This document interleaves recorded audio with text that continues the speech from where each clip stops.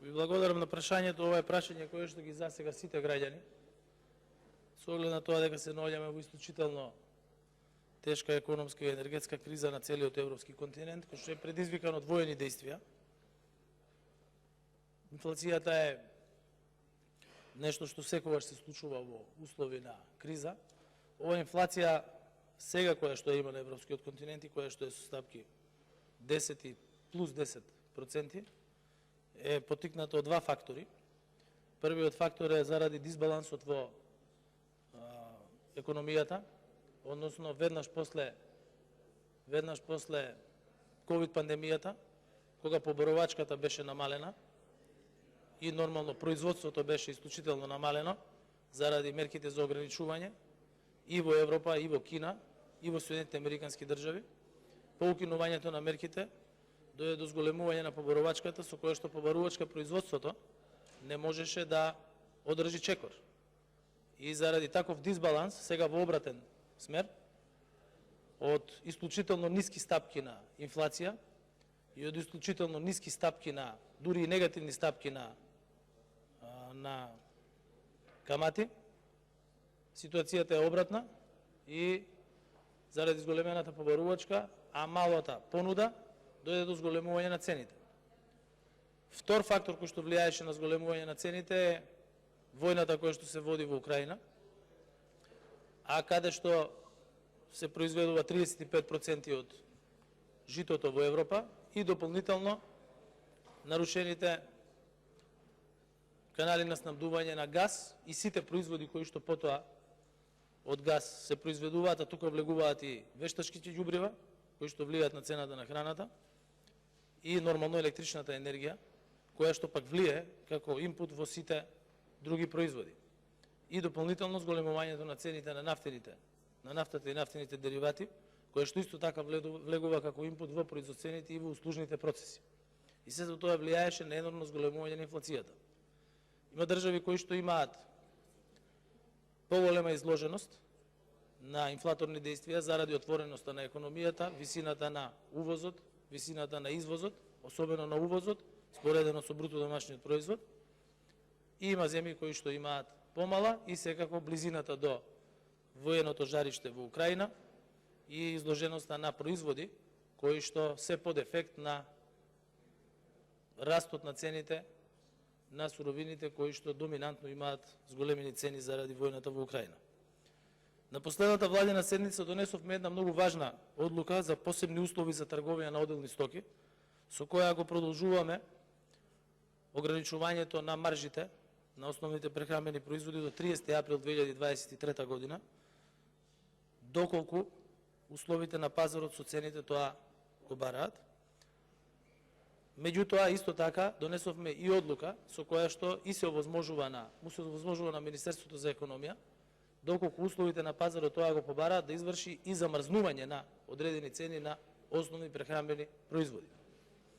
Имајќи предвид дека со оваа одлука се ограничува растот на цените преку утврдување на висината на трговска маржа, која треба да влијае на растот на цените на мало, на основните прехранбени производи, а состојбата на пазарот укажува дека цените не се стабилизирани, се наметнува потребата да се продолжи рокот.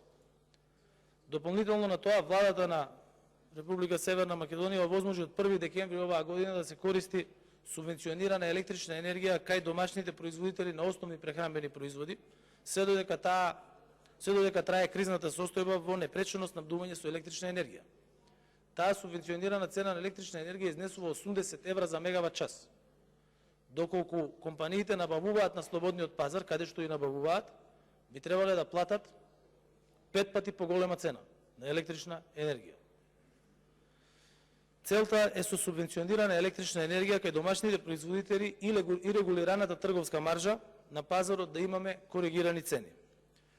Првите резултати на пазарот е намалување на цената на млекото од скоро 80 денари на 74 денари, маслото од сончоглед од цена која што ја достигна 165-167 денари, се намалува на цена веќе од 119-112 денари.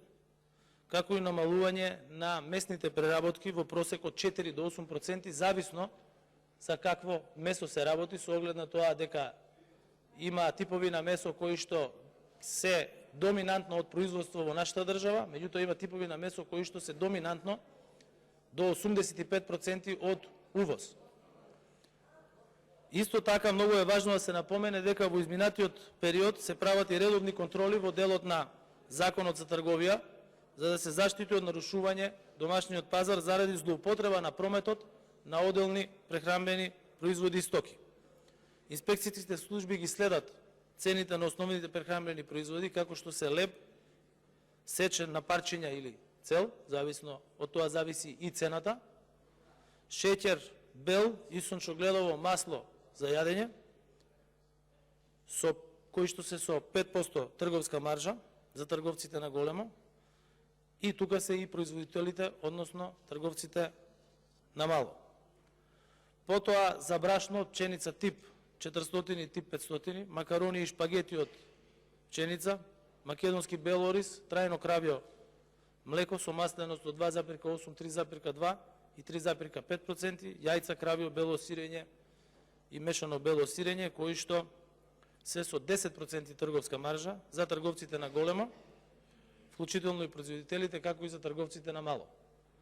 Согласно извршените инспекцијски надзори во месец декември 2022 година, што значи овој месец, во големите ланци на маркети кои вршат трговија на мало, констатирано е следното.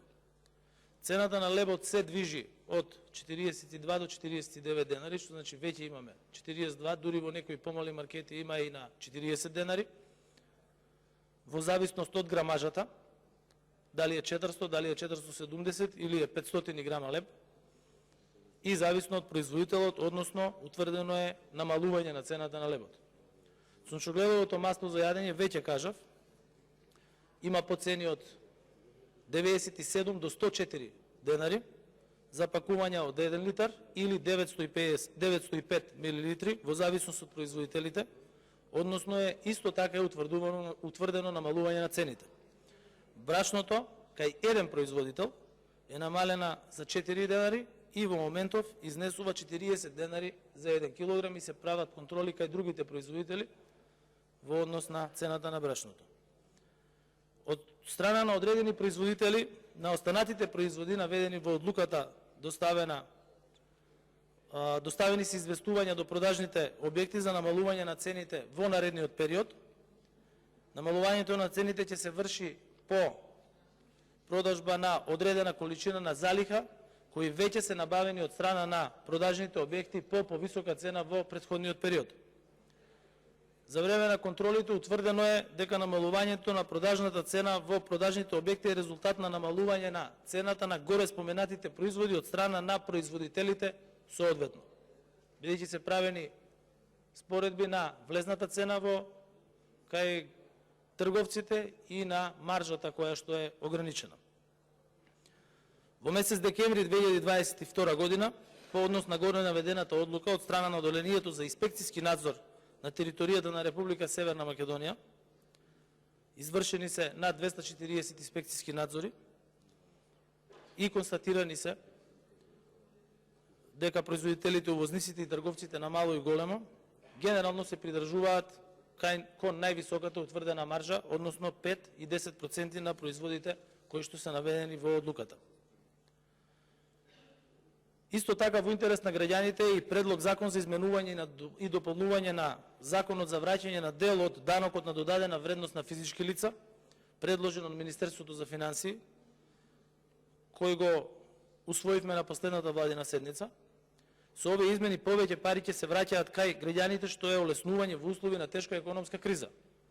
Со предложените измени се зголемува највисокиот дозволен износ кој што може да се врати од едно физичко лице за едно календарско тримесечие, односно се планира износот кој што сега изнесува 1800 денари да биде 2100 денари поврат на ДДВ преку мој ДДВ во текот на едно тримесечие. Владата ќе продолжи во иднина да носи вакви мерки и политики кои водат кон економска стабилност и заштита на стандардот на граѓаните. Ви благодарам.